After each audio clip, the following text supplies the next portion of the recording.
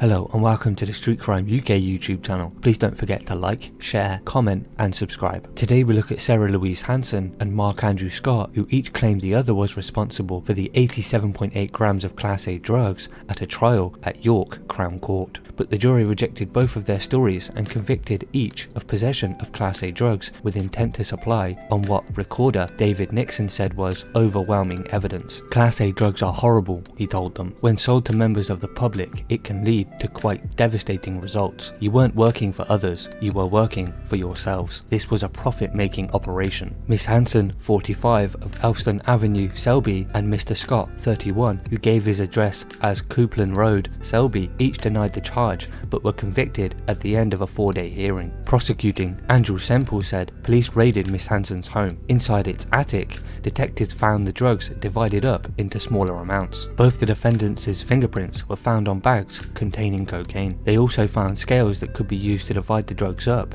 and elsewhere in the house they found caffeine and another drug commonly mixed or cut with cocaine before it is sold. The prosecution estimated if sold on the streets, the cocaine would fetch more than £4,000 and said both defendants lived at the house. In evidence, Mr. Scott denied living at the house. He claimed he was so in love with Miss Hanson he had asked her to marry him but had never lived with her. He had argued with her because he believed she was drug dealing and shortly before the police raid had found the drugs in a drawer downstairs and moved them into the attic. He refused to answer questions after his arrest though. He claimed he loved Miss Hanson so much he didn't want to get her into trouble. Miss Hanson, in evidence, denied she was drug dealing and claimed she knew nothing about the drugs. Miss Hanson's barrister, Patricia Dorey, said she was about to get the promotion at work but would lose that job and her house because she wouldn't be able to pay the rent in jail. Mr. Scott's barrister, Glenn Parsons, said he would too lose his job and he contributed to the upkeep of 4 children. So what are your thoughts about Sarah Louise Hanson and Mark Andrew Scott? Please share your thoughts in the comments below, and until next time, stay safe.